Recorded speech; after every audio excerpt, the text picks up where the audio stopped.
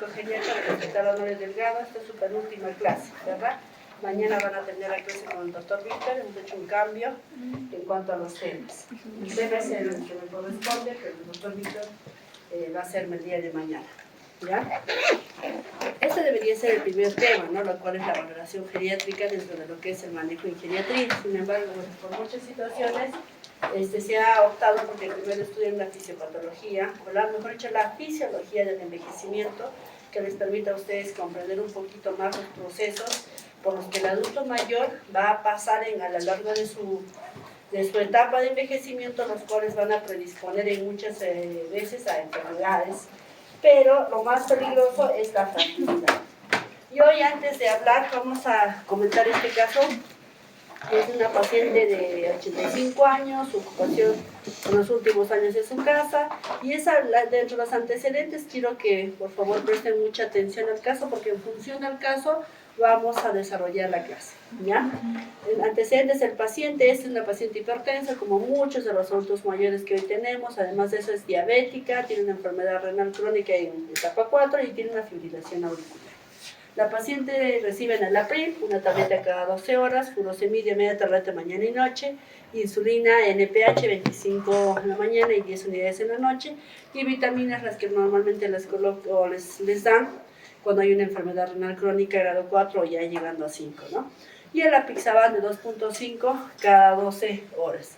La paciente acude a emergencia por un tiempo de 7 días, refiere a la familiar que tiene somnolencia, hiporexia y que deja de hacer sus actividades básicas de la vida diaria en la última semana, y aumenta la tendencia al sueño durante el día. Al examen físico, lo único evidente es que hay se palpa una coracólica, hay una hipotrofia muscular evidente, no hay edema de miembros inferiores y sí hay un punto ureteral superior positivo. Entonces, esta es una historia que normalmente ustedes siempre van a encontrar en una emergencia, cuando vayan, atiendan o sean internos o ya cuando sean médicos, van a ver siempre este tipo de paciente, y lo único que siempre pensamos es dejar aquí y nos vamos a las funciones biológicas, funciones vitales y diagnósticos. Sin embargo, en la geriatría, y no solo en la geriatría, es algo que ustedes tienen que aprender, por eso que está dentro de la currícula, porque han de saber que en el Perú ya la cantidad de pacientes adultos mayores es cada vez mayor, ¿no? Ustedes van a salud y encuentran en emergencia puro viejito. Van a misa, puro viejito. Los niños casi han quedado relegados, al igual que los gestantes. Entonces, hoy el tema de la geriatría está subiendo en boga, y es necesario que todos conozcamos, y es más, está dentro de la norma técnica que todo paciente adulto mayor deba tener una valoración geriátrica integral.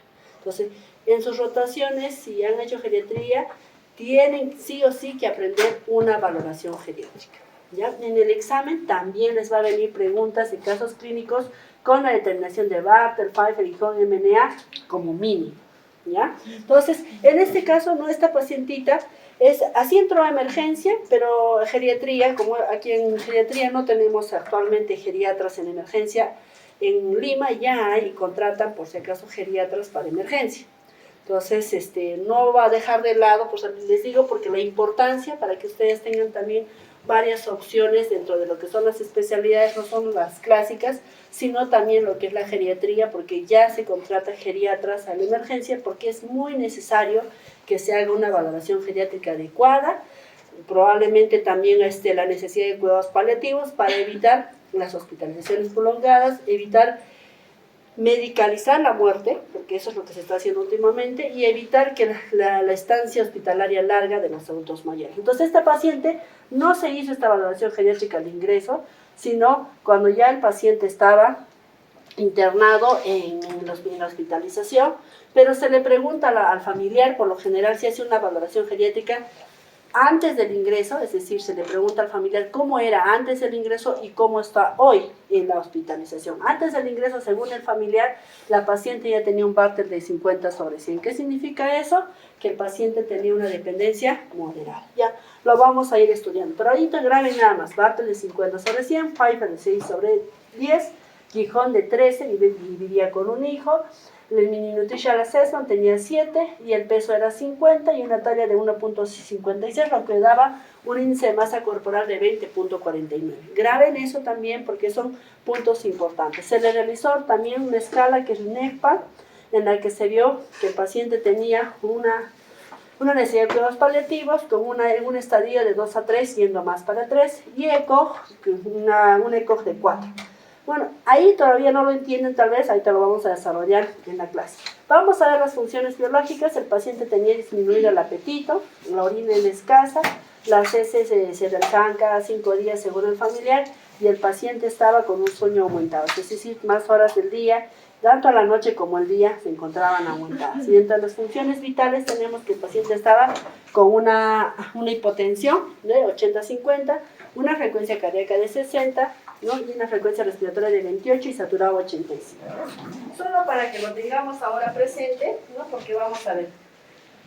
Así más o menos estaba la paciente ya en hospitalización. El caso solamente para que ustedes lo tengan presente y vayamos a entender un poquito más los temas. Primero vamos a desarrollar ahora lo que es la valoración geriátrica, el síndrome de fragilidad y lo que implican ambos al final. Cuando se hace una buena evaluación, la idea es evitar los cuidados paliativos, pero cuando ya lamentablemente tenemos hoy el producto de un envejecimiento patológico y tenemos mucha fragilidad, tenemos que también pensar un poco en lo que son los cuidados paliativos. Y vamos a hablar algo de eso porque es necesario que ustedes aprendan a identificar. ¿Qué es la valoración geriátrica? Primero es un instrumento, ya es un instrumento, lo conocen también como un proceso de evaluación multidisciplinaria. Ideal es que lo haga pues un nutricionista, un terapista físico, un psicólogo. Eso sería lo ideal en el mundo del ICI, el mundo del ICI y las maravillas. Pero lamentablemente en el Perú y en el mundo no se puede. En las Fuerzas Armadas son las únicas áreas en el mundo, creo yo, que tiene todo ese equipo multidisciplinario que realiza la valoración geriátrica de manera amplia y demoran entre 1 a 2 horas a realizarlo al paciente. O sea, no es económicamente rentable, obviamente, para el Estado contratar tanto profesional para realizar una valoración. Es por eso que la valoración geriátrica tiene que ser hecha por cualquier profesional de la salud. Evidentemente, el principal es el médico.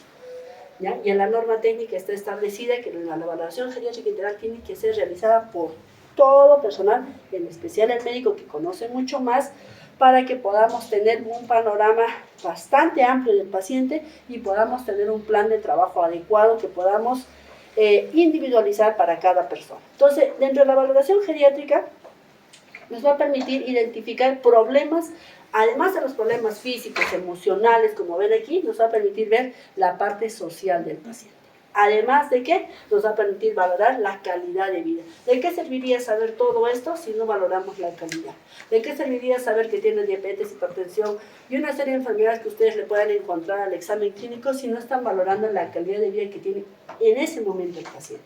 En ese momento o 2 semanas previas al ingreso. Entonces es importante valorar la calidad de vida. Ahora no solo está metido en lo que es el tema de la calidad de vida, también tenemos la sobrecarga del cuidador.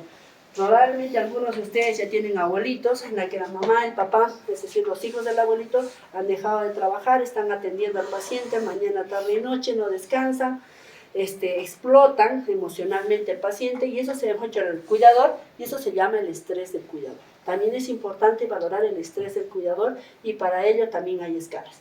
En cuanto a lo que es la valoración geriátrica, hablaremos de lo que es la valoración, en primer lugar la valoración funcional. Para ver la funcionalidad del paciente, ¿qué se valora? Las actividades básicas de la vida diaria. ¿Cuáles son las actividades básicas de la vida diaria? A ver. Caminar, ¿qué más? Bañarse, ir al baño, comer solo, limpiarse, ¿no?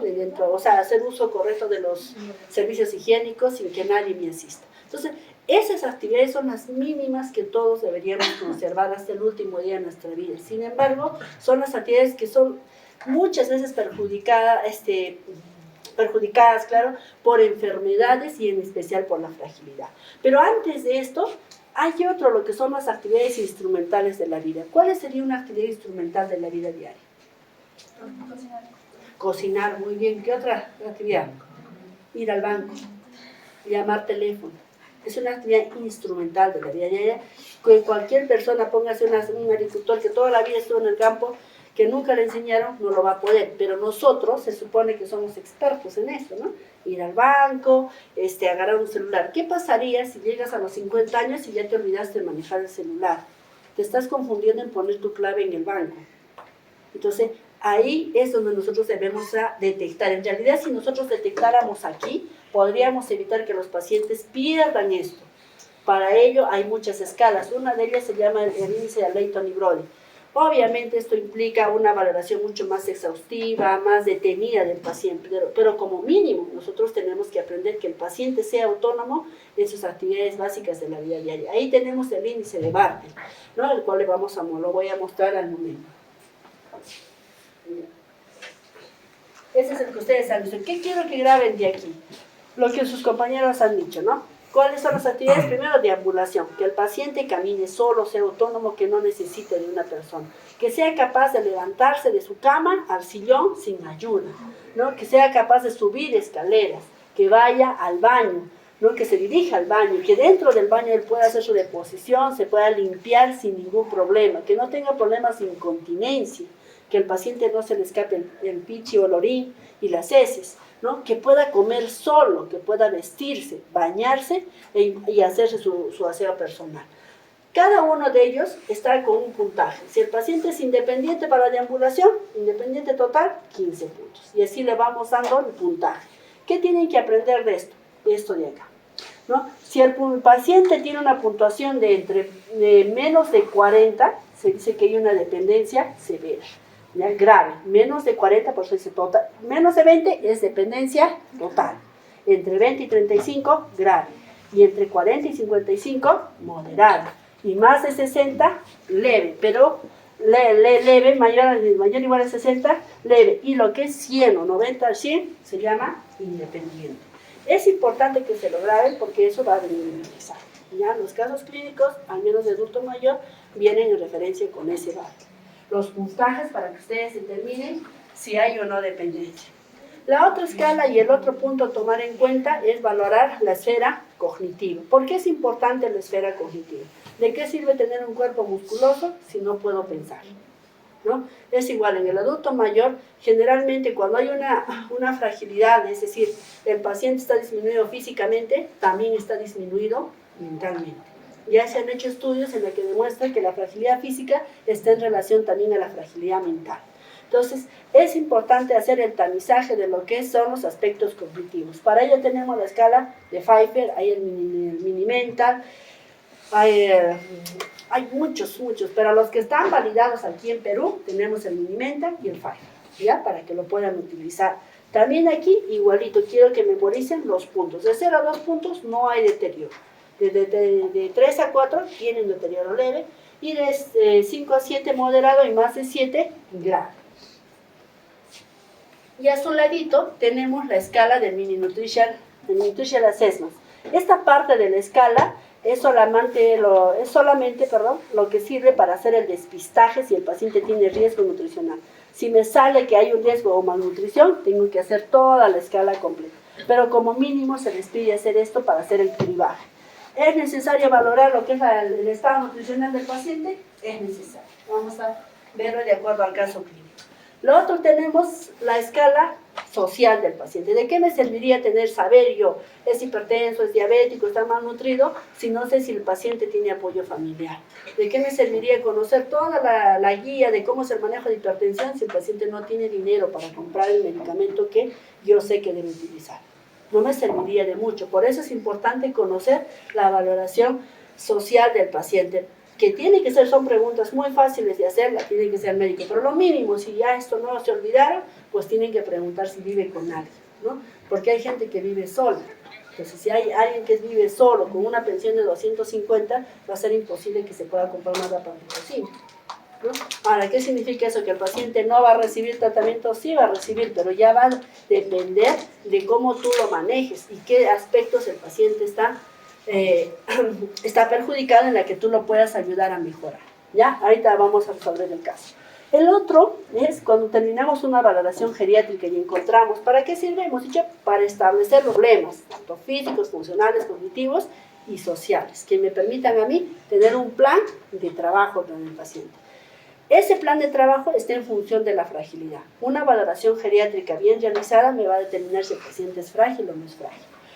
Doctora, encontré que es frágil. ¿Qué procede? Ahora lo que tenemos que ver es si el paciente en esa fragilidad es leve, moderada o severa, y si es severa, el paciente está en condiciones de continuar una terapia farmacológica o será ya necesario el inicio de lo que son los cuidados paliativos. Para ello tenemos una escala que es el NECPA, que me permite saber si el paciente está con una necesidad paliativa. ¿Qué pasa con el NECPA? ¿Cuándo se aplica el NECPA? Cuando nos hacemos esta pregunta, dice, ¿te sorprendería a ti, al ver esa paciente que acabamos de ver, que podría fallecer a lo largo de en este año? ¿Te sorprendería a ustedes que esa paciente que han visto en la foto, que pueda morir en este trayecto de este año? No nos sorprendería. La vemos desnutrida, ¿no? En la foto, según la foto está bien, y en la descripción decía hipotrofia bien evidente de la musculatura, entonces no me sorprendería. Si no me sorprende, entonces voy a evaluar los siguientes puntos. Entonces el paciente sí tiene necesidad paliativa. Ahora tengo que ver si hay pérdida funcional, es decir, si el paciente era independiente y de pronto ahí decía que tenía un Bartel de 50, ¿recuerdan? Entonces era una dependencia moderada. Hay una dependencia moderada, pero ese Bartel era, que les dije, no era cuando estaba en cama, sino antes, o sea, 2 meses antes de que llegara. Ya en su casa era una dependiente moderada. En la hospitalización ya no, o sea, ya no respondía, estaba somnolienta, pese a, voy a tratar de poner en la parte, o sea, se le dio el tratamiento antibiótico por la sepsis por ITU y el paciente no respondió. Estaba somnolienta, encefalopática en todo momento. Es decir, tenía un ECOG de 4, es decir, había perdido la funcionalidad. Ya no se caminaba, ya era asistida totalmente, entonces ya tenía otro punto más. Pérdida nutricional, había hipotrofia muscular, estaba con un índice de masa corporal de 20.49, o sea, estaba malnutrida, entonces el paciente había perdido la parte nutricional. Multimórbido, tenía más de 2 enfermedades, era diabética, hipertensa, enfermedad renal, fibrilación auricular, es decir, cumple su tercer punto. Lo que no teníamos razón era si había hecho uso de recursos hospitalarios, es decir, si iba a la posta varias veces durante el año. Si el paciente acude más de 2 o 3 veces al año, es un paciente que está haciendo demasiado uso de los recursos médicos, es decir, que es un paciente que está frágil y que no está pudiendo recuperar esa fragilidad. Y teníamos acá criterios de enfermedad avanzada, aparentemente no, pero sí cumplía estos 4. Entonces el paciente tenía 4 puntos a favor. Cuando se tiene 4 puntos a favor, el paciente está entrando en el estadio 2 a 3. ¿Ya? Ahí nomás, ahorita lo van a entender mejor. Sigamos. Entonces, eso es en cuanto a lo que es la valoración geriátrica, ¿no? Hemos dicho que tenemos las esferas cognitiva, tenemos el FIVE, funcional, tenemos el Bartel. Tenemos para el nutricional, el Nutritional Assessment. Me olvidé de colocarles es lo que es para el aspecto del emocional, tenemos el Yesabashi, ¿no? Y para el tema de lo que es la posibilidad de cuidados paliativos, tenemos el NECPA. Además de la valoración social que utilizamos la escala de Gijón. Ahora vayamos a ver qué es fragilidad. Eso es un término bastante usado, ustedes van a ver que cualquiera ve a un viejito y dice, no, me veo frágil, pero ¿qué es fragilidad? ¿No? Tenemos que entender qué es fragilidad. Yo creo que al ver esta figura, la mayoría nos vamos a dar cuenta, ¿no? Es el paciente que tiene una marcha lenta, ¿no? Por lo tanto, perdió su funcionalidad. Han visto que dentro del Bartel decía, si caminaba sin ayuda. Hay otro que menos puntaje es cuando camina con bastón. Entonces, este señor está con una marcha lenta. Segundo, pérdida de la fuerza, ¿no? Ha perdido la fuerza muscular, como el caso clínico también, ¿no? Dice que hay una hipotrofia muscular, lo cual obviamente ya le disminuía su funcionalidad, por eso que en casa el paciente ya tenía una funcionalidad de 50. Se agota, ¿no han escuchado ustedes los viejitos? Me canso, caminan 1 metro y una cuadra y me canso. ¿Y todos a dónde lo llevan? Cuando el paciente se cansa, ¿a qué consultorio? A cardiología, ¿no es cierto? La gente piensa así, dice, todo piensan que es el corazón, ¿no? Pero ahí van a ver que no todo es corazón. Obviamente que está involucrado en muchos aspectos, pero ese tema así en general se conoce como fragilidad. Es decir, un paciente adulto mayor que ustedes lo vean así agotado, si bien es cierto siempre hay que hacer su chequeo, pero no todo implica que el corazón esté mal. Entonces hay un agotamiento, hay una disminución del peso. Entonces, en conclusión, podríamos decir que en el adulto mayor el síndrome geriátrico es el mayor síndrome que existe dentro de la geriatría, es el que prácticamente lo comanda bastante, está incluso inmerso dentro de este síndrome varios otros síndromes geriátricos, pero es importante que ustedes sepan que está caracterizado por la disminución de la reserva fisiológica y una menor resistencia a los factores estresantes. ¿Qué significa, doctora, eso de disminución de la reserva fisiológica? ¿Qué están ustedes haciendo en esta etapa de su vida? Estudiando, ¿verdad? Están aumentando su reserva cognitiva. Eso que ustedes hacen, estudiar, esforzarse, hacer, eso están aumentando su reserva cognitiva. No es lo mismo ustedes a un estudiante, sin desmerecer a ninguno de los demás, que de repente no leen mucho. Dice, supuestamente el médico es el que más lee, el que más hace.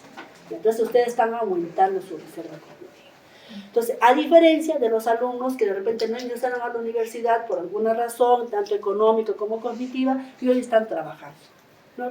Porque no hay pues dinero, los papás no los pueden sostener para siempre, tienen que trabajar. Entonces su reserva cognitiva de ellos se acabó, porque solamente hasta la secundaria amontonaron y nada más. En cambio ustedes siguen acumulando su reserva cognitiva. ¿Hasta qué edad se puede acumular lo máximo que se puede en la mayor expresión? Hasta los 40 años, ¿no?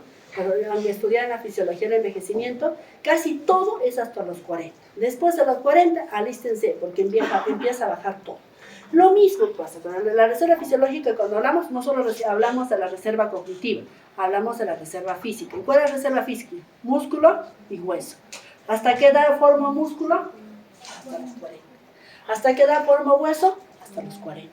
Si hasta esta etapa ustedes, las señoritas, sobre todo las mujeres, no comen bien, están que guardan la figura, no arroz, que no se o sea, están con muchas restricciones, están formando huesos deficientes, ¿no? Músculos deficientes. Después de los 40, así se vayan a hacer todos los ejercicios que quieran, se pondrán hormonas para el rato, pero ya no van a poder acumular. Van a hipertrofiar lo que juntaron hasta esa edad. Pero después de los 40, ya no crece nada. ¿Entendido? Entonces, se hace la reserva cognitiva, se hace la reserva física que acabamos de hablar, el cuidado de los órganos también, habríamos hablado con el grupo que tengo del cuidado, por ejemplo, del riñón. Todos decimos, ay, no, hay que hacer solamente cuidado del riñón, la depuración a partir de los 60, ¿no? Para lo que es los fármacos. No, en esta etapa, cuando ustedes se pongan mal, no les permitan que les pongan toda la medicación. Tengan cuidado, porque el riñón se perjudica. Y después de los 40 también se van perdiendo nefronas. Antes de los 40 ya lo malogra, pues entonces no estén llorando porque van a terminar en hemodiálisis antes de los 60. ¿Ya? Entonces, en esta etapa de su vida es la que ustedes tienen que acumular la mayor reserva fisiológica que pueden. ¿Por qué hoy tenemos adultos mayores bien fragilizados? Porque nuestros adultos mayores que hoy vivimos se les conoce como los adultos mayores de hierro. Muchos de ellos que yo he escuchado en el consultorio han sido mujeres violadas, maltratadas, sin comida y con 12 hijos. Pues ¿dónde? No comían. Los hombres les hacían hijos, 12 hijos. Unas osteoporosis terribles. Y encima llegan a viejitos sin sueldo, sin nada de pensión. Malnutrición desde la niñez hasta sus últimos días. Pues eso es lo que provoca la fragilidad. ¿Entienden? Entonces, la disminución de la reserva que nosotros tenemos, que guardamos hasta los 40 años, se va disminuyendo a partir de los 40. Ahora, ¿qué tengo que hacer? Lo que tenemos que hacer es mantener nuestra reserva. Para eso, ¿qué se tiene que hacer? Dieta adecuada, ejercicio adecuado y también la parte cognitiva adecuada. Entonces, ¿qué pasa con un adulto mayor? Disminuye esa reserva física. ¿Qué pasa a las personas, nuestros padres? Trabajan, ¿hacen ejercicio? Nada. ¿Comen bien? No comemos bien. Salimos 3, 4 de la tarde, no cenamos, a veces ni cenan, ni el almuerzo es cena, porque almuerzan 4 o 5 de la tarde y ya no quieren cenar. Entonces, claro, pero están bien, se les ve bien por ahora. Deja que pase el tiempo y hay una serie de efectos fisiológicos y fisiopatológicos perjudicados por las enfermedades y por la vida sedentaria que llevamos. Entonces, todos esos factores van disminuyendo en el adulto mayor. ¿Y qué pasa? Justo se le da una neumonía. Eso se le llama el estrés, son los factores estresantes. Le da neumonía, le da una diabetes, le da una hipertensión. ¿Qué va a hacer todo eso? ¿no? Una enfermedad renal, una artritis, cualquiera de las enfermedades que ustedes están estudiando en toda su etapa universitaria, y van a ver que todo eso va a perjudicar a su reserva fisiológica. Entonces el paciente, al estar con su diabetes, hipertensión o cualquiera de las enfermedades agudas o crónicas que le vengan en una etapa de su vida, lo van a aumentar a la vulnerabilidad a eventos adversos, como caídas. ¿Qué pasa a un diabético? Digamos, nosotros, uno de ustedes, todo fortachón, le diagnostican su diabetes.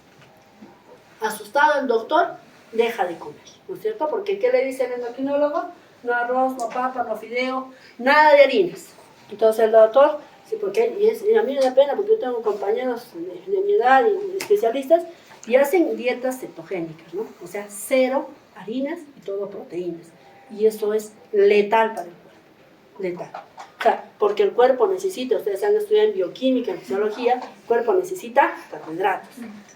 El detalle no es que esté mal el carbohidrato, el detalle es qué cantidad de carbohidratos y qué calidad de carbohidratos comemos. Ahí está la enfermedad.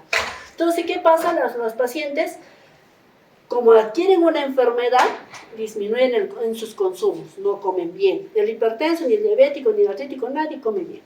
O sea, no comen bien, se va debilitando. Lo que se le veía bien, de pronto, pues esta me va débil, no tengo fuerza, dicen. Claro, pues si no estás comiendo bien, si no estás haciendo ejercicio.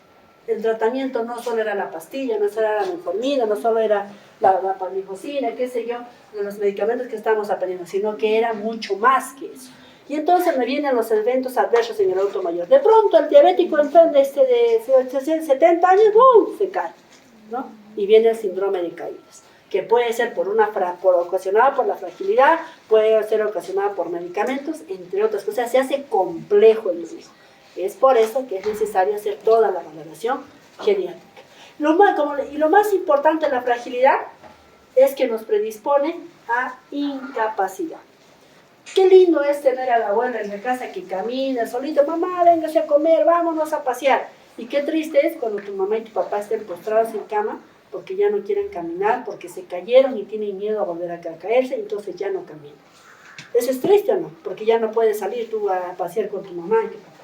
Entonces, por eso es importante que nosotros determinemos la fragilidad en el adulto mayor, que lo diagnostiquemos, que no lo veamos como algo, sí, pues está frágil, no, que no, antes de que avance la fragilidad y sea severa, nosotros podamos determinar la fragilidad. La fragilidad tiene una fisiopatología bien compleja, recontra compleja, y hay todavía muchos postulados. Actualmente incluso se dice que probablemente cuando el PCR, que normalmente conocemos como el tratante de fase aguda, está aumentado y persiste en el tiempo, es un indicativo de fragilidad, y están ya los estudios ahí dando. Pero en realidad más es el aspecto clínico que nosotros podamos ver en el paciente.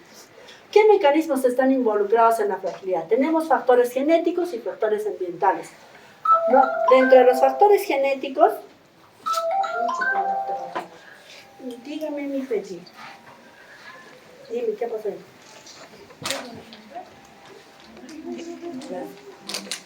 Ay, no lo entiendo. No, está en mi mochila, hijito. Mochila azul. ¿Sí está ahí? Sí lo he traído, ¿verdad?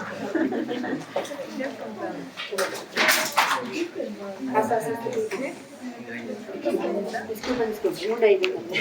Ya, entonces, hablando de los factores, o sea, los mecanismos epigenéticos, recordándoles, ¿no? Tenemos factores genéticos y factores ambientales. Los genéticos es los que nosotros adquirimos durante la formación en la gestación de nuestros padres. Es decir, de nosotros dependen los futuros adultos mayores, ¿no? Si nosotros somos mujeres y varones malnutridos, pues no esperemos que nuestros hijos salgan bien nutridos.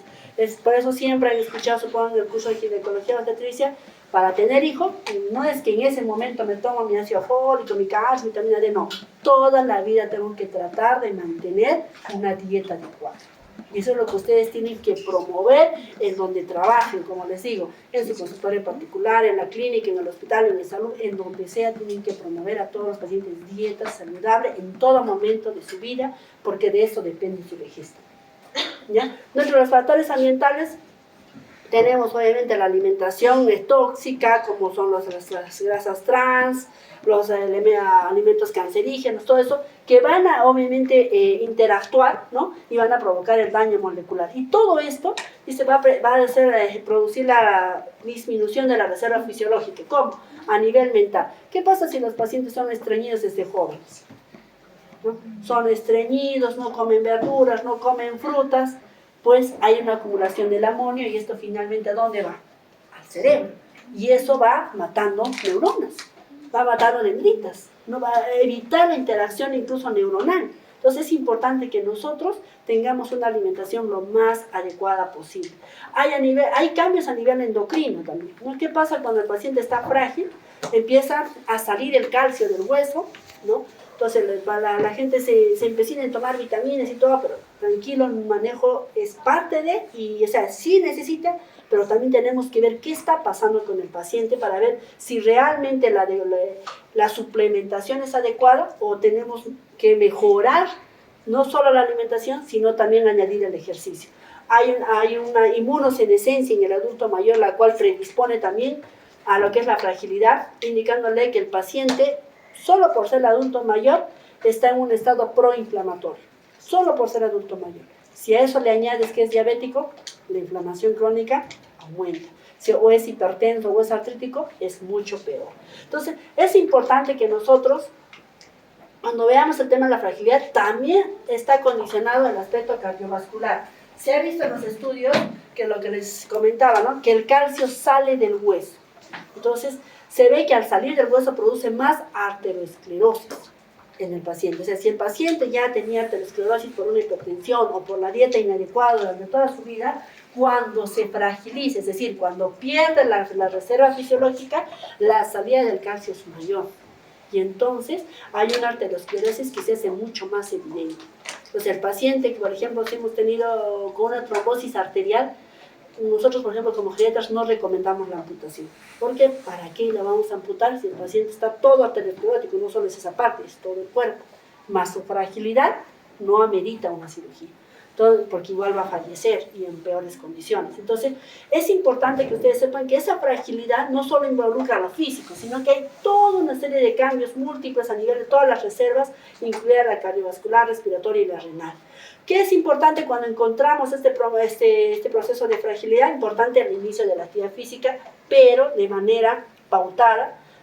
Tenemos que ver los factores nutricionales para poder ayudar y disminuir y hacer que el paciente haga una reversa de la fragilidad y pueda ser nuevamente el adulto mayor robusto. ¿Se puede? Sí, pero dependiendo en qué etapa lo encontremos. ¿Qué pasa si no hacemos aquí? Mejor dicho, cuando ya tenemos la fragilidad y hay un evento estresante, como por ejemplo una neumonía. Muchos pacientes son frágiles, como el casito de la fotito que vieron ahí, todo con su bastoncito. Le da una neumonía, lo hospitaliza. Al hospitalizarlo, el paciente que entró caminando, ¿cómo sale? En silla de ruedas. Ya los que han tenido abuelos saben, ¿no? Es mi mamá, y la gente se queja, mi mamá vino caminando, dice, y luego, y me la están entregando en silla o en camino. ¿Pero por qué? Porque se ha fragilizado, ha perdido su reserva fisiológica durante la hospitalización. El adulto mayor pierde esa capacidad en cuestión no de semanas, cuestión de días, 2, 3 días, y para el paciente eso es letal. El paciente saliendo después de la hospitalización, tiene consecuencias. Doctora, después de salir de la hospitalización, el paciente se cayó. N casos he tenido en el hospital, regresan, entraron por neumonía y a la semana están regresando por una fractura. ¿Pero qué pasó? Es que doctora no podía caminar y como mi mamá cree que puede, se paró, intentó y se cayó y se fracturó la cadera. Entonces viene esa consecuencia clínica, las caídas, el delirio y finalmente la discapacidad fluctuante, entre que puede y no puede, entre que trata de recuperarse y finalmente se postran dependiendo del apoyo que tengan o no. ¿Y eso qué va a determinar? Una mayor necesidad de cuidados, es decir, como les contaba el caso, ¿no? De ingreso hospitalario uno, otra vez, y entonces triste. A mí realmente me frustra porque quien menos entiende quién es, el familiar. Señora, doctora, ¿pero por qué? ¿Por qué? Me preguntan, ¿por qué? Y mi mamá ya no puede caminar. Ya échale a explicar la fragilidad, échale a explicar qué está pasando. es complicado, si seguramente muchos de ustedes ni me están comprendiendo. Imagínense a una persona que cero medicina, peor. Entonces, es importante que ustedes, bueno, ahorita vamos a con el caso un poquito más reforzarlo, pero quiero que sepan que la fragilidad en el adulto mayor puede provocar discapacidad. Entonces, hay diferentes formas para evaluarlo, ¿no? Como aquí podemos ver, dentro de los factores que están involucrados en la fragilidad, habíamos dicho que es una la disminución de la parte física.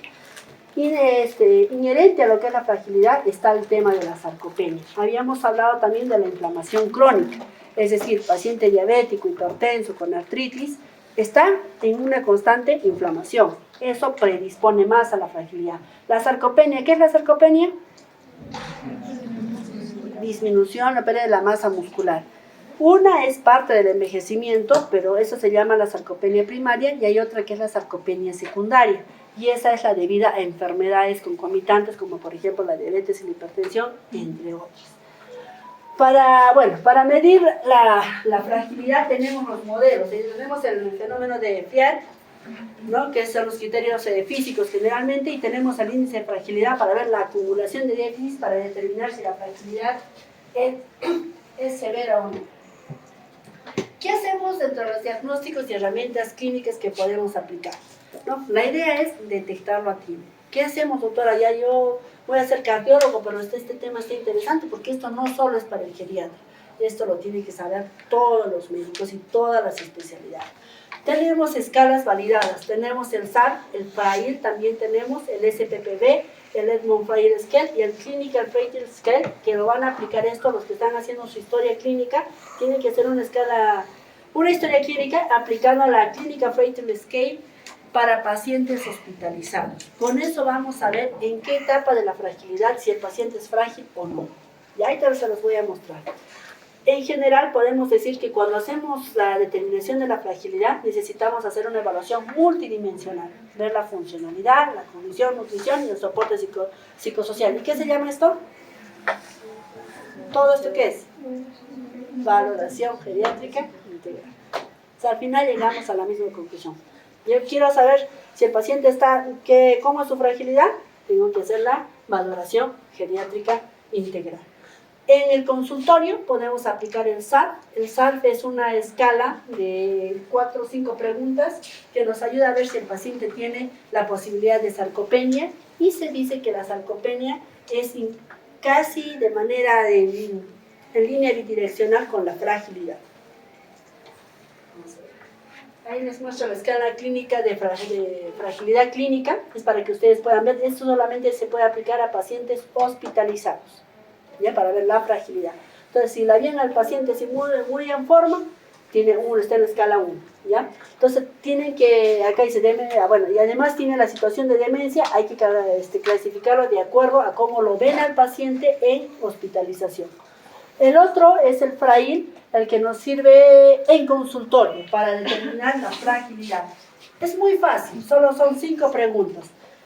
4. No, 5. Dice, ¿está usted cansado? Le pregunto. Y el paciente, sí, doctora, camino media cuadra, ya no puedo, me siento cansado. Un punto. ¿Puede usted subir una escalera, un piso de escaleras? No, doctora. Llego al tercer escalón, no doy más. Vamos con los puntos. Dice, ¿puede usted caminar una manzana dentro de por decir una cuadra, por así decirlo? No, tampoco. Ya, se vamos con 3 puntos. ¿Tiene más de 5 enfermedades? Bueno, hay gente que sí, pero no todos, que en gran parte no cumple este criterio, pero sí cumple este y este y este. El otro que es, ¿ha perdido más del 5% de su peso en los últimos 6 meses? Sí. Entonces, si tenemos, dice, entre 1 a 2 puntos, el paciente está determinado como prefrágil. Si es prefrágil, bien, porque podemos hacer algo por el paciente. Pero si ya tiene de 3 puntos a más, sacarlo de la fragilidad es bien difícil. Se requiere mucho apoyo.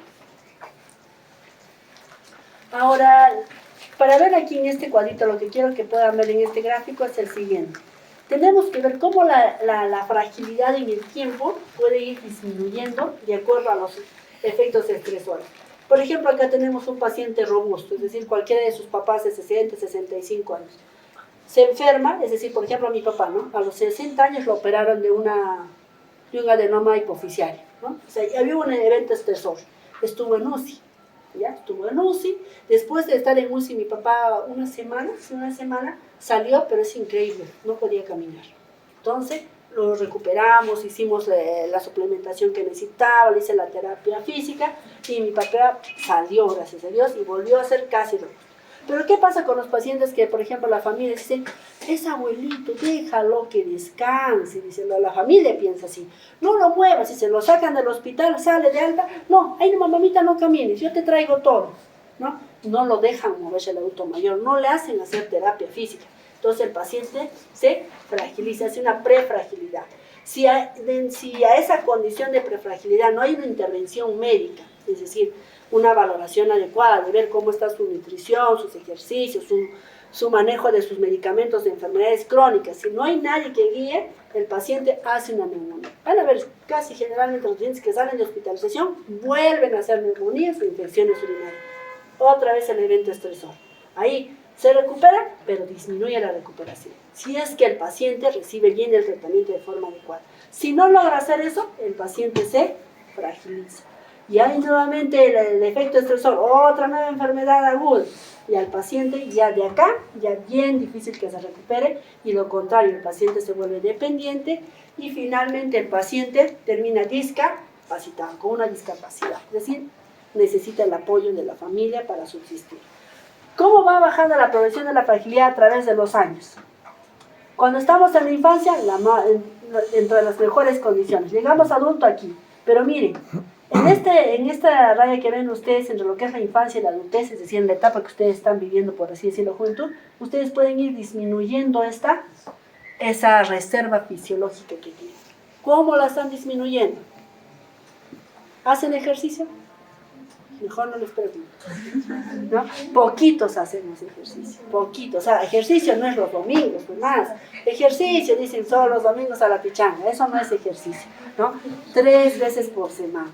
Si están haciendo ejercicio, bien por ustedes, porque estaba leyendo un artículo hace rato, decía, el ejercicio es como la pensión que tú vas a recibir después de tu jubilación. Es decir, si tú haces ejercicio, te va a permitir tener buena calidad de vida, ¿no? Y que te sostenga cuando te jubiles. Pero si no hacemos ejercicio, entonces no vamos a tener nada de posibilidad de tener calidad de vida, ¿no? Más que no enfermedades, calidad de vida. Entonces, eso vamos disminuyendo por los estilos de vida que tenemos ahora, ¿no? Sedentarios, comida trans, no dormimos, tomamos, fumamos. Entonces, la reserva fisiológica se está yendo al pique.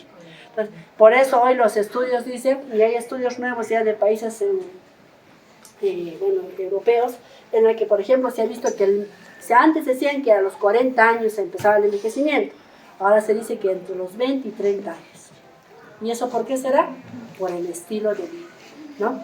No, como les digo, pues no desayunamos, a veces para llegar temprano ustedes al hospital, se salen, se compran por ahí su quinoa, su disque quinoa, con un pan. Es que no es quinoa, pues, porque eso es solamente unas cuantas quinoas y le ponen maicena, nada más para que esté espeso, pero no es quinoa, las quinoas están volando ahí. Entonces, disque quinoa más un pan, ¿no? O su galleta, algunos y su galleta. Entonces, 0 dieta. Entonces, ya estamos por eso empezando el envejecimiento antes. O sea, ni se creen que están jóvenes, probablemente ya están viejos desde el punto de vista biológico, ¿no? ¿Ya? Entonces, todo va a depender de ustedes cómo estén manejando. Y en el envejecimiento, esta pérdida funcional, o mejor dicho, esta pérdida de la reserva, se hace mucho más evidente.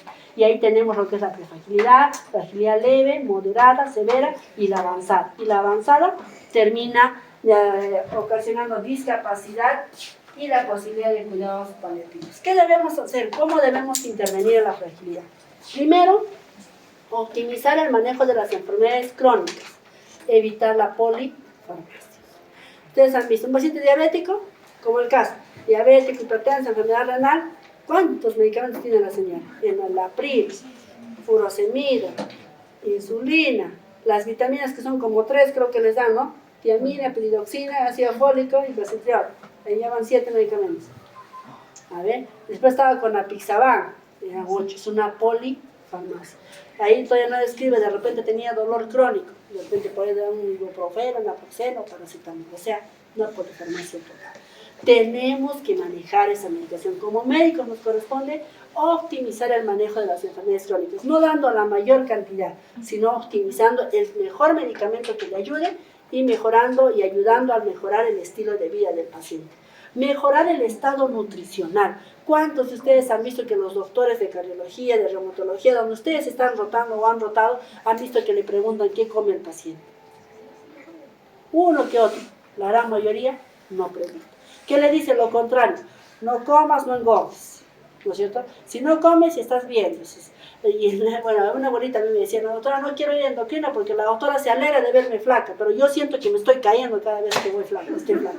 O sea, cada vez que ella va, ella dice, no, yo siento que no tengo fuerza, me dice, ¿no? Siento que me quiero caer. ¿Y eso qué se llama? Fragilidad. Pero él le dice que la endocrinóloga la felicita. Entonces él le dice, doctora, ya no quiero venir acá, mándenme a otro sitio porque usted está feliz de verme flaca, pero yo no me siento sana. Entonces es importante valorar el aspecto nutricional del paciente y hacer la corrección y suplementación. No es que a todos les damos vitaminas, no es que a todos les damos leche, a quien necesita. Me acuerdo un paciente, era un gordito, vino y me dice, mi doctor me ha dado Ensure para que tome todas las noches, pero ¿para dónde? Yo dije, pues si está más gordo que no sé qué. Entonces no había una buena valoración nutricional. Tenemos que hacer una adecuada valoración nutricional y no dar excesos a los pacientes. Hay que hacer la activación física, pero es un plan individual con cada paciente. No, hagas ejercicio, camine una cuadra, o camine de acá al mercado. No, pues eso es parte de... Cuando hablamos de ejercicio tenemos que hablar de todos los tipos de ejercicio que necesita el adulto mayor, desde el ejercicio cardiovascular, el de resistencia y del equilibrio, necesita el paciente. Resistencia y equilibrio, y en las siguientes diapositivas se lo muestro.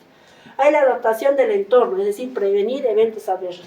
La abuelita, ¿en qué piso vives? En el 5.º piso. Hay esto, o en el 3.er piso. ¿Y por dónde subes? Por las escaleras, subo y bajo como si nada. Sí, después viene con una caída y una fractura. Entonces tenemos que ayudar a los adultos mayores que traten de vivir en el 1.er piso. Porque hay una serie de cambios fisiológicos propios del envejecimiento que la van a predisponer a caídas al margen de la fragilidad. Luego decimos lo que es la medicina preventiva. ¿Cuántos de nosotros estamos mejorando el tema de la vacunación? Paciente vacunado contra la neumonía, contra la influenza, el tétanos, el herpes zóster, ¿no? Es importante que lo recomendemos. Y el manejo de la osteoporosis, que pocos lo hacen. Cuando hablamos de fragilidad, lo había mencionado, tenemos algo inherente que se llama la sarcopenia. ¿No? Voy a hacer rapidito nomás el tema de la sarcopenia porque es importante que nosotros conozcamos el tema de la sarcopenia porque es parte de lo que es la fragilidad, ¿ya? No se dice que la sarcopenia puede preceder a la fragilidad o estar inmersa dentro de la fragilidad. Lo importante de esto es que este diagnóstico está limitado, es decir, pocos diagnosticamos la sarcopenia y por si acaso tiene código. Si ustedes buscan en el CIE-10, tiene código CIE-10 y es importante que lo diagnostiquemos, ¿ya? Tenemos puntos críticos para la determinación, lo vamos a ver ahora, y lo otro es que tengamos que tener en cuenta que existe la sarcopenia primaria y la secundaria, y como les decía, muchas veces está superpuesta con la fragilidad, con la caquexia, incluso cuando los pacientes tienen cáncer y hacen caquexia, nosotros pensamos solo en la caquexia, pero la caquexia también involucra la fragilidad, ¿no? Y otras enfermedades crónicas como la diabetes que también por sí misma predispone a la fragilidad. Tenemos barreras clínicas, ¿por qué? Porque necesitamos muchos instrumentos, así como tenemos las escalas, también hay instrumentos para medirlo, y es importante que la conozcamos. Vamos a ver unos instrumentos. Ya habíamos dicho que la sarcopenia, si bien es cierto, también está en relación con el envejecimiento, ¿no? También, además de estar en relación con el envejecimiento que sería propio de, y eso se le conoce como sarcopenia primaria, también tenemos que saber que está reconocida como enfermedad, por eso les dije que tiene un código CIE-10, y es el M62.84 si no me equivoco, y produce una insuficiencia muscular, es decir, el músculo ya no puede trabajar de manera adecuada y por eso hay una pérdida de la fuerza muscular, y por eso hoy se le conoce a eso como la dinapenia, que es la pérdida de la fuerza muscular, y es en realidad el primer paso para determinar la sarcopenia. ¿Por qué es importante que conozcamos la sarcopenia? Porque nos predispone a riesgo de caídas y fracturas. está asociada a enfermedades agudas y crónicas. Y como le había dicho, la sarcopenia, es decir, la fragilidad física, está en relación también a la alteración cognitiva. Y por eso que la sarcopenia está en relación a la alteración cognitiva. Tanto es así su relación que hoy se sabe que los ejercicios de resistencia, es decir, que mejoran la sarcopenia, también mejoran en la parte cognitiva. O sea, no solo es el correr, sino necesitamos hacer ejercicios de resistencia. Y obvio, quien se siente débil, que no puede caminar, con esa disminución de la masa, pues no va a tener una calidad de vida adecuada, sino se va a sentir siempre disminuido, con menos capacidad para desplazarse de un lugar a otro. Hay una pérdida de la independencia, el paciente empieza a depender ya sea de instrumentos o de una persona que lo ayude, ¿no? Y de hecho, así como la fragilidad, como está inherente con la sarcopenia, es una causa de muerte por cualquier causa. Es decir, si es diabético y sarcopénico, mayor posibilidad de fallecimiento. Y aumenta los riesgos de hospitalización. Lo mismo que les he mencionado, y solo esto para hacer la diferencia, ¿no? Lo que es la sarcopenia y la fragilidad. La sarcopenia es netamente una enfermedad musculoesquelética. Está inmersa en lo que es la disminución de la masa y la fuerza muscular. Tenemos varias escalas, este es un grupo de estudios japoneses que han hecho toda una escala, que les voy a mostrar en un rato, para lo que es la determinación de la sarcopenia. ¿Cuál es el tratamiento? Proteínas, ejercicios, suplementación en realidad, manejo integral del paciente. Y la fragilidad es en cambio un síndrome geriátrico multisistémico. Habíamos dicho que está inmerso varios sistemas, ¿se acuerdan? El cardiovascular, inmunológico, en cambio solamente es el aspecto muscular. Está involucrada en la fragilidad no solo la parte física, sino también la mental y la social, ¿no? Y es importante, ahí tenemos escalas, aquí, así como hay escalas acá, también tenemos escalas ahí. Y aquí siempre la intervención es integral, no es, lamentablemente la fragilidad no es una pastilla y el paciente obra de magia, camina, no, es integral, tenemos que hacer muchas cosas. La sarcopenia ahí se puede preceder, como les había mencionado, o coexistir con la fragilidad física, pero la fragilidad es más que músculo, es una alerta global del envejecimiento. Ya habíamos hablado de la primaria y la secundaria, todas las ocasionadas por enfermedades crónicas que pueden predisponer a la sarcopenia. Este es el algoritmo del que estaba mencionando ahí para diagnóstico de la sarcopenia. ¿Qué podemos hacer para buscar casos? Aplicar el SAR. Y es como muy parecido al frail, que tiene preguntas, así si puede cargar una bolsa de 4 kilos, si puede caminar. Todo eso, si tiene más de 4 puntos, nos sugiere el paciente que tiene riesgo. Ahora, ¿cómo sé si el paciente tiene más probabilidad de ser sarcopenia? Para eso existe la dinamometría. Y para tal efecto puede hacer uso de los dinamómetros. Hay el dinamómetro de llama, es el cual está validado. Claro que es alto el costo, y este es el que más comúnmente existe. Lo van a ver en varios profesionales que lo están utilizando, que nos permite ver con la fuerza muscular del paciente. Si la fuerza muscular está disminuida, menos de 17 en la mujer y menos de 20 en el varón, el paciente tiene, lo más probable, sarcopenia. ¿Ya? El otro test, el que también habrán visto de repente en algún momento, es el test del levántate y siéntate, es el de 5 veces. Que se levante en un tiempo determinado. Si el paciente no puede levantarse, el paciente tiene más probabilidad de estar con sarcopenia. Después de tener esta probabilidad, al medir la fuerza muscular, necesitamos ver si hay una disminución de la masa. Ahí es más complicado porque necesitamos el DEXA o el bioimpedanciómetro. El DEXA es más o menos como el que mide la densitometría ósea, es un software. No lo estamos, en Arequipa y en el Perú no lo aplican, porque es muy complicado el software sostenerlo en los hospitales, pero es una alternativa para saber. El que sí hay es el bioimpedanciómetro, que lo manejan incluso muchos gimnasios, pero tiene que ser un bioimpedanciómetro que pueda medirse a adultos mayores incluso de 90 años. Entonces vemos que si hay una disminución de la fuerza muscular, y el otro que es el levántate y para de manos cruzadas mayor de 15 segundos, entonces el paciente tiene mayor posibilidad de tener sarcopenia. ¿Cuáles son las estrategias de prevención? la actividad física, ¿desde cuándo? Desde toda la vida en realidad, pero ahí hace hincapié desde la adolescencia. ¿Están haciendo ejercicio? ¿Estamos haciendo? ¿No? Y tiene que ser sostenida a lo largo de toda la vida, ¿no? Es la única manera de prevenir la sarcopenia. No hay medicamento, no hay Ensure, no hay HMB, no hay, porque una es la farmacéutica nos trata de ofrecer grandes mentiras, ¿no? El HMB, que la proteína X, que la albúmina, y pensamos que con eso vamos a mejorar la sarcopenia. ¿Es parte, se necesita? Sí, pero no es suficiente. Necesitamos actividad física. Es la única manera con la que podemos construir nuestro envejecimiento futuro. Entonces, habíamos hablado de lo que son los ejercicios, nutrición, lo que hablamos más, lo que les decía, ¿no? Del ejercicio. No es suficiente con decirle que se vaya a caminar una cuadra de casa a la plaza o al mercado, no. Tenemos que dar, en primer lugar, una buena indicación de ejercicios, y eso tiene que ser dado por el médico. Y tenemos que empezar diciendo a la persona que empiece de 1 a 2 sesiones por semana. Al 50%, ¿qué significa del 1RM? Es lo que el paciente puede cargar con una mano. Ustedes le dicen al paciente, ejemplo, ¿me permites, por favor? Digamos esto. Entonces, eso digamos que pese 5 kilos. ¿Puedes cargar? Sí. No te duele nada, ya. Entonces yo le digo el 50%, es decir, de 2, como esto pesa 5 kilos, le digo de 2.5 kilogramos. Que empiece con 2.5 kilogramos en los ejercicios de resistencia, ¿no?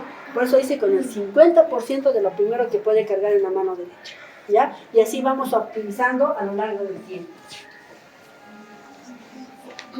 Siempre la frecuencia, no olvidemos que mínimo de 2 veces por semana, de 2 a 3 veces, ¿ya? Por ejemplo, los ejercicios clave para evitar la sarcopenia son las sentadillas en las piernas, ¿no? Al adulto mayor tienen que decir, ¿hay mesa en tu casa? Sí. Pues, se van a la mesa, sentar, pararse, sentarse. Son las sentadillas que permiten mejorar la fuerza muscular tanto de muslos, glúteo y pierna para que el paciente pueda mantenerse de pie y evitar ser dependiente. Y como habíamos mencionado, también está el hecho de las intervenciones nutricionales, ¿no? La proteína más ejercicio igual más efectividad. Solo proteína no nos sirve. Solo ejercicio tampoco. Sin buena nutrición, el ejercicio puede ser contraproducente al paciente, ¿no? Entonces, por eso dice ahí, como monoterapia, ya sea la proteína o el ejercicio, tiene evidencia limitada en el manejo de lo que es la sarcopenia. Es importante saber el uso de proteínas, el tipo de proteínas, animal, vegetal. Es importante, si bien es cierto hay debate de quién es mejor o peor, pero tenemos que ahí añadirlo de acuerdo a la comorbilidad que tiene el paciente para dar la sugerencia. El tema de la vitamina D, en muchos de los casos es necesario, pero previo dosaje, hay que dosarlo y existen pruebas para dosar la vitamina D. Y algunos suplementos, ¿no? El HMB, dependiendo de la dieta del paciente, dependiendo. Para eso hay que hacer una buena evaluación nutricional. Entonces, en cuanto a lo que son las conclusiones de lo que es sarcopenia, es un problema de salud pública, ¿no?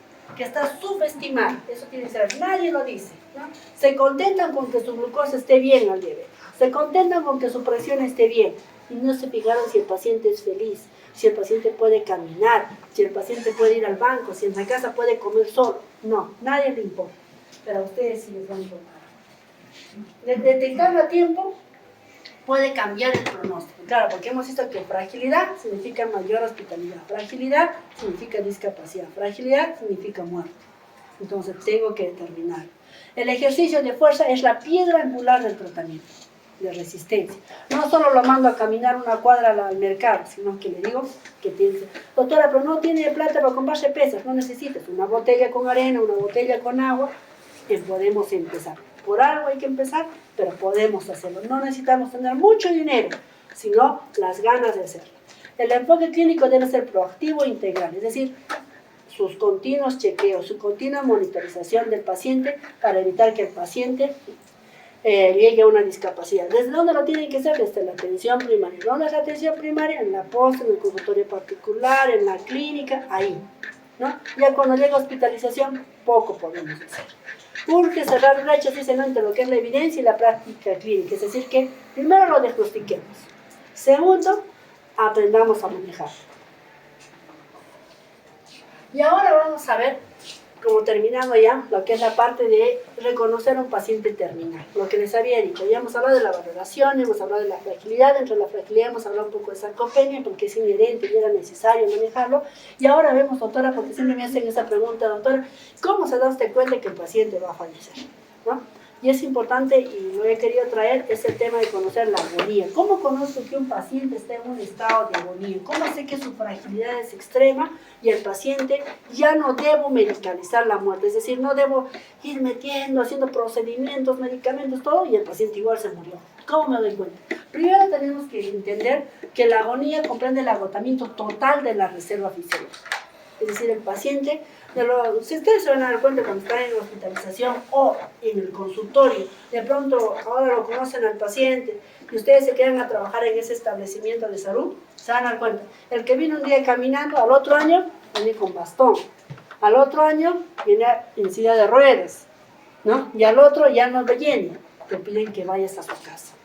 Entonces te das cuenta, estás viendo la evolución del paciente y te das cuenta que hay un agotamiento total de esa reserva que tenía, que progresa en forma irreversible. ¿Hacia dónde? Hacia la muerte. No hay retroceso. Y eso es importante que lo conozcan, porque muchos se ilusionan y tratan de hablar de todo al paciente, pero ya no es necesario y ya no maltratemos al paciente cuando se encuentre en una fase última de su vida, ¿no? Es la última fase de la enfermedad, dice. Abarca desde las últimas horas hasta los 3 a 5 últimos días, es decir, incluso una semana. Ahora, esto es importante, puede ser lúcida o comatosa. Algunos pacientes, doctora, tengo hambre, dice. Tengo hambre, quiero comer, pero están con oxígeno a 10 litros, con máscara, y qué raro esas ganas, ¿no? Están lúcidos, quiero irme a mi casa, le dice su familiar, llévame a mi casa, ya estoy bien. O sea, es irracional de lo que piden con lo que están. Entonces, es una forma lúcida. El comatoso, el que hiciste todo, como el caso de la abuelita que les presenté, que hicieron todo, pero el paciente seguía con tendencia al sueño, no despertaba, ¿no? Su identificación, dice, la identificación se retrasa incluso hasta momentos antes de la muerte. Es decir, cuando no sabemos identificar, estamos, insisten, un medicamento para acá, le ponen día para acá. Hacen cosas a veces que da pena con el paciente, pero es por la falta del conocimiento. Entonces, y no solo eso, sino que repercute en que se deba dar los cuidados adecuados de calidad y también de ser compasivos con el paciente y la familia. Si yo no lo identifico a tiempo, voy a hacer gastos innecesarios. Me voy a desgastar como profesional, voy a maltratar al familiar porque me va a hacer preguntas que no voy a poder responder. Voy a maltratar al paciente porque le voy a poner una cosa, otra cosa y no veo ningún efecto positivo. Entonces es importante identificar. ¿Cuáles son las características? Se dice que no hay signos patognomónicos cuando entra en la situación de últimos días. Sin embargo, se ve que el paciente, como habíamos dicho, por lo general, tiene toda esa reserva. ¿Cuáles son las características? A ver, si no hay signos, pero sí hay algunas cosas que nosotros nos podemos evidenciar cuando vemos al paciente. El deterioro físico severo, es decir, el paciente que entró aparentemente, entre comillas, robusto, normal, hay pacientes al mes, baja de peso, ya no hay músculo. Si ustedes lo revisan al paciente, van a ver una hipotrofia severa, con presencia de debilidad extrema. Levanta tu mano, no puede, ¿no? Trastornos del estado de conciencia, no despierta, o si despierta, habla cosas muy incoherentes. Dificultad para relacionarse o comunicarse, ya no puede hablar, o como les digo, habla cosas muy incoherentes. Dificultad para la ingesta, está en el hospital y ya no puede pasar. ¿Y qué hacen cuando no puede pasar? Como ya está 1 mes, 2 meses el paciente y no puede pasar, ¿qué le colocan? Sonda nasogástrica, porque piensan, dicen, con la sonda lo vamos a revivir. Nada, el paciente peor y peor.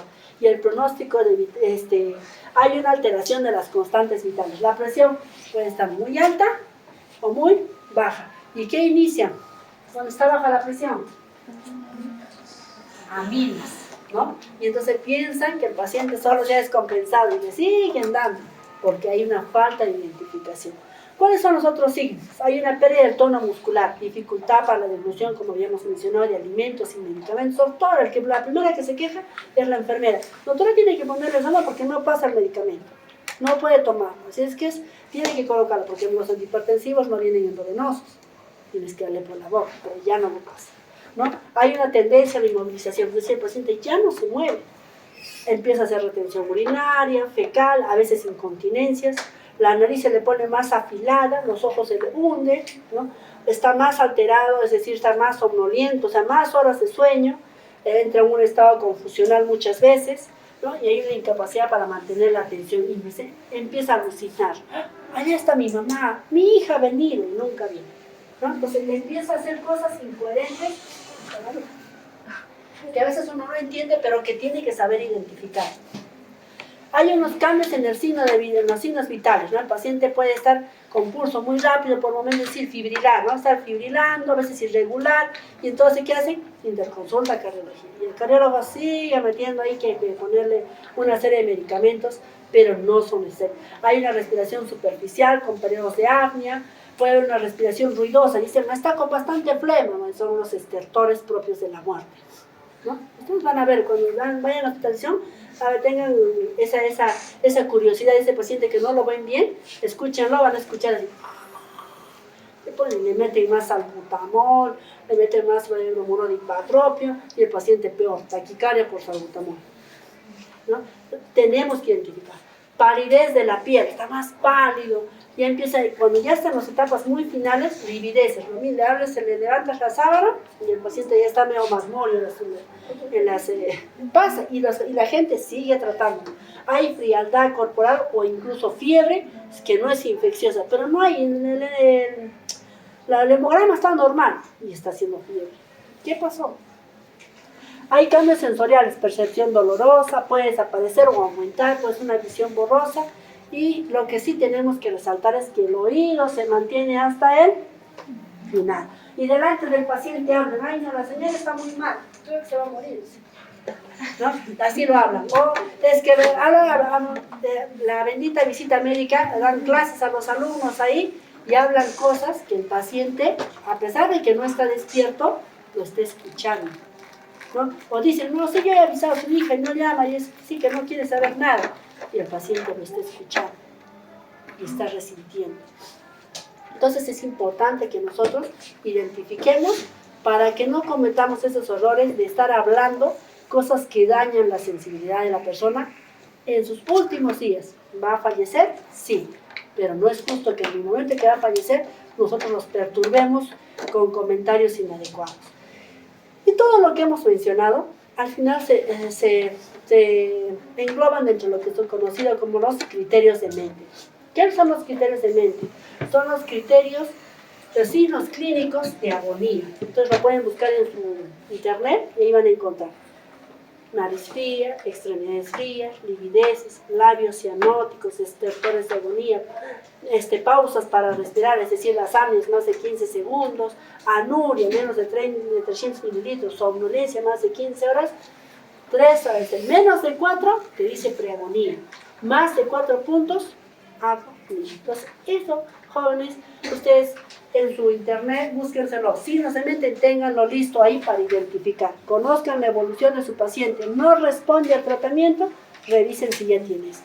Si ya tiene 1, o sea, es decir, menos de 4, preagónico, es decir, va a fallecer, no hoy, no mañana, probablemente en el transcurso de una semana, pero si encuentras más de 4, en el transcurso de 48 horas aproximadamente. Entonces ya podemos predecir un poco la muerte. Exactos no somos, porque no somos Dios. Pero sí ya podemos decir, señora, con una pena no muy grande, porque sabemos lo que significa una mamá, un papá o un hermano, qué sé yo, el paciente ya no da, va a descansar, vamos a aprovechar el momento más bien para hacer muchas cosas que el paciente necesita. Dentro de ellos, expresarle el cariño, porque el oído permanece, escucha. Entonces es importante hablar. Y ahí te vamos a hablar qué tenemos que hacer. Perdón. Dentro de lo que son los signos, lo que hemos mencionado acá, los signos de mente, ¿cómo se dan? ¿En qué momento se dan? Se dice que, por ejemplo, el que más se da es la anuria, ¿no? se dan en 72% previo a la muerte, dice previo a la muerte, 24 a 60 horas, es mucho más frecuente la nula. ¿Cómo lo valoramos? Dice, ¿cómo valoramos? Ya hemos dicho que ya hemos identificado a mi paciente, lamentablemente está entrando a un final de su vida. ¿Qué vamos a valorar en esto? Primero, tenemos que comunicarnos con la familia, tenemos que aprender a interactuar con los familiares. ¿Para qué? Para que empecemos a cambiar nuestro plan de trabajo. Nuestro plan de trabajo ya no va a ser manejo de la presión, ya no va a ser manejo de la glucosa, ya no va a ser nada de eso. Ahora tengo que conversar con la familia, decirle que se ha hecho todo lo que hemos podido, lo que sabíamos en la medicina, que lamentablemente, por la enfermedad y por el cuerpo del paciente, por su fragilidad, el paciente no responde. Entonces tenemos que redefinir nuestros objetivos y es importante saber lo que tenemos que hacer y te los voy a mostrar. Entonces, se dice que en los últimos días o horas de vida se requiere atención especializada en forma continua que puede ser proporcionada por los familiares o el equipo médico. ¿En dónde? En la casa y en el hospital. Con esto evitaríamos que mucha gente muera en el hospital de frío porque está mal y le siguen las técnicas, le quitan la ropa y le ponen la bata. Al menos en el seguro no te permiten ponerte tu ropa, tienes que estar con la bata. La pobre abuelita sabe que va a morir porque ellos saben, se lo presienten la muerte y encima tiene que morir ahí toda desnuda, por así decirlo, ¿no? Sí, maltratada porque se mueve, la amarran, eso es cruel. Entonces, por eso es importante que si nosotros identificamos a tiempo desde la emergencia o conociendo a nuestro paciente, evitemos la hospitalización y lo mejor sería la casa. Pero si no lo logramos, en la casa, que sea en el hospital, pero bien manejada, con el médico, con la enfermera, con el personal técnico, que sepa, que conozca para que no maltrate al paciente. Dice, si el paciente es conocido, por el equipo es más fácil tomar decisiones, claro, porque si tú conoces a tu paciente, siempre viene contigo y estás viendo que está mejorando, va a ser más fácil que le expliques a la familia, ¿no? Y eso te va a ayudar a ti a tener mejor relación con el paciente, ayudarlo a tomar decisiones tanto al paciente como a la familia. Además nos va a permitir, dice, disminuir el estrés en los familiares, ¿no? Y evitar los sentimientos de culpa. A veces el hijo que, por ejemplo, los médicos, ¿no? Se suelen ir a España, México, todo, y llaman y dicen, doctorita, mi mamá está mal, dice, míremelo, por favor. Sí, pero no se dio cuenta cómo está su mamá, ¿no es cierto? Entonces, cuando yo soy su médico de cabecera, le digo, no, ¿sabes qué, doctor? Tu mamá está yendo así, así. Entonces el hijo ya se va enterando, ya va sabiendo, ya le voy diciendo. Pero si de pronto no me viene y le digo, va a morir, el hijo se desespera. He ido mejor a unas casas y me dijo, usted ha venido como un ángel de muerte, me dijo, porque me hizo, yo la vi a la paciente, me dijo, el neumólogo la ha visto, todas las días, ya señora, va a morir su paciente. Entonces, un poquito hace rato sí me desconecté porque estaba un poco apurada, pero yo misma me di cuenta y dije, no está bien, porque debí ser un poco más cauta, pero es que ella me sacó todo, el neumólogo, el cardiólogo, todo lo que lo habían visto y que nadie había podido hacer nada. Y me dijo, ¿qué puede hacer usted? Bueno, he revisado toda la historia, disculpe señora linda, pero su familiar va a fallecer. ¿Cómo va a fallecer? La señora se enlocó, era porque era una señora que había vivido en Italia y no venía a ver a su papá, y de pronto vino a verlo, su papá estaba muy mal y le dolía ver que su papá iba a fallecer.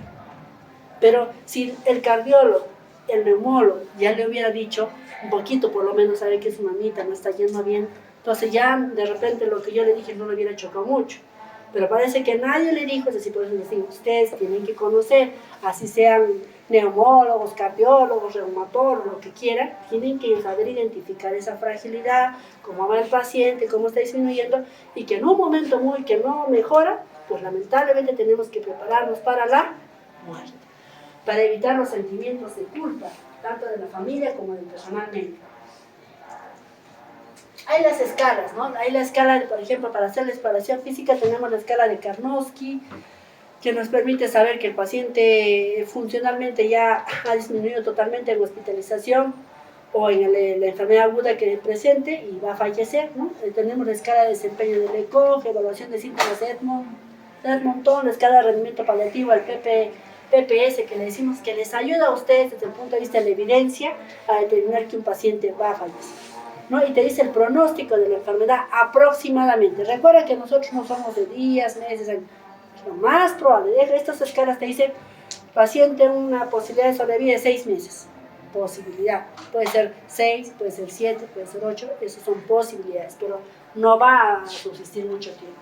Tenemos que ver el tratamiento farmacológico, ver el estado emocional y espiritual del paciente. O sea, solo vemos a veces el estado ni emocional. ¿Quién se preocupa si el paciente está preocupado, si la abuelita o la señora o la joven tiene hijos, tiene marido, si tiene casa, si tiene deudas? Nadie se preocupa, pero es importante. Si yo sé que va a fallecer, he visto a mi paciente que va a fallecer, tengo que identificarlo para que mi paciente tenga tiempo para tomar decisiones, para que le diga a sus hijos incluso cómo repartirse la casa, porque créanlo, yo he visto pacientes que lloran y dicen, doctora, no sé qué hacer cuando se muere, por ejemplo, la esposa y queda el esposo, y el esposo viene a la consulta, estoy desesperado porque mis hijos pelean y no recuerdo que mi esposa me haya dicho cómo distribuir la casa. Entonces, si nosotros identificásemos, entonces en el consultorio ya, por ejemplo, yo les digo, no, mira, tú ya has entrado en una etapa, tu enfermedad está grave, cualquier rato te va a venir una infección y tienes más posibilidad de fallecer. Ya has tomado decisiones, ya has conversado con el esposo cómo vas a dejar la casa, ya les has explicado a tus hijos o lo vas a vender o algo. Tienes que ya tomar esa decisión, porque son situaciones que hacen que las familias peleen, que la depresión aumente y una serie de situaciones emocionales que se ven perjudicadas. Y es importante ver los deseos del paciente, ¿no? El paciente, ¿qué desea? Generalmente los pacientes en la hospitalización desean irse a su casa, quieren irse a su casa a fallecer. ¿Cuál es el tratamiento, los objetivos del manejo, lo que a ustedes les importa? El confort del enfermo, es decir, todo lo que ustedes hagan desde el momento que identifican que el paciente va a fallecer, tienen que hacer que el paciente sea, entre comillas, feliz, que nada le moleste. Entonces tenemos que evitar en la medida de lo posible todo aquello que le genere desconfort. ¿El paciente amarrado será feliz? ¿Será feliz alguien que sabe que va a morir y que lo tengan amarrado? No. Pues entonces, hagamos para que no la amarren, ¿no? ¿Será feliz que le estés colocando una sonda? Si va a morir, ¿para qué le colocas la sonda? ¿Para qué le das comida? Si va a morir. Entonces, ¿te molesta? ¿Alguna vez te han hecho comer tu mamá algo que no te gusta y te está doliendo la barriga y te dice come? ¿Cómo te has sentido? ¿Feliz? Amargo, te da ganas de decir todo. Igual se siente el enfermo cuando tú lo obligas a comer, cuando su cuerpo ya no lo requiere y no lo puede tolerar.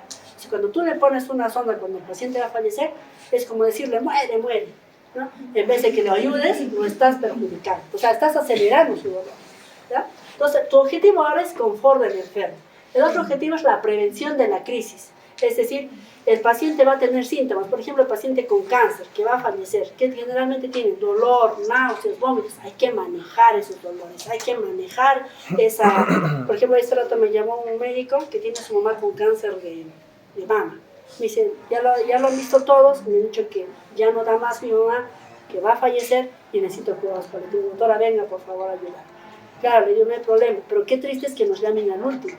Qué bonito sería que me hubieran llamado cuando inició el tratamiento para ir a la par. Tratamiento médico probable, curable, con paliativo. Y el doctor me decía, es un cardiólogo, me dice, doctora, me duele ver a mi mamá sufrir. Sufre ella, pero yo más sufro viéndola sufrir. Claro, es que no es bonito ver que grita tu mamá y que le pones tramador y tramor y no mejora el dolor. Eso es triste. O vomite y vomite. ¿Cómo lo ves? Entonces, eso es manejo paliativo. Claro que ustedes en algún momento también ya tendrán ese curso, pero ahora por lo menos identificar este. ¿Ya? La prevención del recuerdo doloroso, es decir, evitar que el hijo se vaya en su cabeza que su madre ha muerto amarrada, con sonda, con las piernas hinchadas, la mano hinchada, saliendo el agua ahí. Eso tenemos que evitar. ¿A ti te gustaría ver a tu madre, tu padre, tu hermano, cualquiera así? Te traumas, en la noche estarías durmiendo, te levantas. No, los que hemos perdido un familiar sabemos cómo es esa sensación de perder a un ser querido en la peor circunstancia. Entonces a nosotros como médicos nos corresponde identificar, va a fallecer, está de agonía, vamos retirando y vamos a ver qué vamos a retirar para evitar el recuerdo doloroso. Entonces, el modelo de atención global, control de síntomas y situación específica, medidas de confort y atención a la familia. Vamos rapidito a lo que son control de síntomas. Tiene que ser muy dinámico, revisión frecuente, hay que ver de los medicamentos. ¿Qué vamos a hacer? ¿Cuál es el ajuste farmacológico? Primero, ideal es el cambio de la vía, es decir, evitar la vía endovenosa. es ideal, no endovenoso, y lo mejor es subcutáneo. En el subcutáneo el paciente ya no está infiltrándose, ya no pones grandes cantidades, ya no es doloroso, no estás que la enfermera se acabó la vía, tenemos que cambiar. ¿Qué dice? Catéteres. Ay, qué triste, se va a morir y no he visto cómo ponen los catéteres y ni los encuentran porque ya está dura las arterias. Es muy triste. Entonces, para evitar eso, ideal, si identificamos a tiempo, se puede colocar vía subcutánea. Pero si identificamos ya cuando está hinchado, ya no se puede. Un paciente edematizado no puedo colocar vía subcutánea. Pues ustedes tienen que identificar la trayectoria de la enfermedad. Ya, hemos hecho hasta acá, no responde, ya, no más. Medicalizar la muerte, va a fallecer. Más 100 ahora, cuidados paliativos. ¿Ya? Entonces, ¿qué vamos a hacer? ¿Qué fármacos se deben retirar? ¿Para qué ya le vamos a dar ahí su bisoprolol? ¿Para qué le vamos a dar su amiodarona? Obvio, cuando tú vas a morir, ¿falla el corazón o no? Tiene que fallar. O el corazón se va a ir sanito. No, si vamos a fallecer, el corazón tiene que fibrilar, tiene que ponerse arrítmico, es parte de. Entonces, se quitan los antiarrítmicos. Está edematizada porque le han puesto con nutrición y exceso de líquidos. Y le ponen diuréticos. ¿Para qué? No tiene sentido. El uso de insulina, cuando uno va a morir, o la glucosa se eleva o se baja. Pero cuando se eleva, la gente está cada 8 horas. ¿Para qué? Si se está muriendo. ¿Para qué le sigues haciendo doler? Entonces se suspende. ¿Qué más se suspende? Los antidiuréticos orales, la pramicina, la infamina, todo se suspende. Los antidepresivos, pues si estás durmiendo, no sé, ¿qué está depresivo? ¿Qué efecto le va a hacer ese día? No, pero es que, de verdad, ustedes cuando entran en internos van a darse cuenta de las barbaries que van a encontrar, son unas barbaries terribles. No, hasta la fecha, a pesar de que damos las charlas, pero darle con las barbaries. Entonces, se quitan los antidepresivos, se quitan los laxantes, y esto también, chicos, se quitan los antibióticos. Es decir, ¿para qué meropenem? ¿Para qué vancomicina? Si ya se está yendo el paciente, no tiene sentido, ¿ya? Y los broncodilatadores, sobre todo hay que evitar el tema de los salbutamol, porque más taquicardia ocasiona al paciente, ¿ya? A ver, vamos. Hay que hacer la prevención, ya estamos en el otro curso, creo, ya estamos a un minuto. El manejo de los síntomas, si es importante el dolor, la disnea, la fiebre, entre otras cosas. Y las medidas de confort es poner pues, al paciente en una medida adecuada, ¿no? De cúbito lateral izquierdo, que no esté pues así como les dije, extendido sus brazos. ¿Ya? Hay que atender a la familia también, es decir, ayudarlos cuando el paciente va a fallecer, ¿qué se tiene que hacer? Y si hay un síntoma refractario, que por ejemplo un dolor, una náusea, un vómito que no responde al tratamiento que normalmente conocemos, pues tenemos que pensar en la sedación paliativa. Ahí están los fármacos que se pueden utilizar. ¿Qué se hace después? Aparte del certificado, tenemos que la familia a veces está preocupada y dice, doctora, si me lo llevo a mi casa, ¿qué va a hacer del certificado? Si va a morir. No se preocupe, el certificado se lo extiende su médico tratante. ¿No? Si ustedes son su médico tratante, tienen que extender el certificado. Doctora, yo viajé, ese día no le puedo dar. Lo puede hacer cualquier médico general, ¿no? que constate la muerte, conociendo, sin necesidad de hacer autopsias. Si tiene su informe médico de qué enfermedad tenía, no es necesario las autopsias.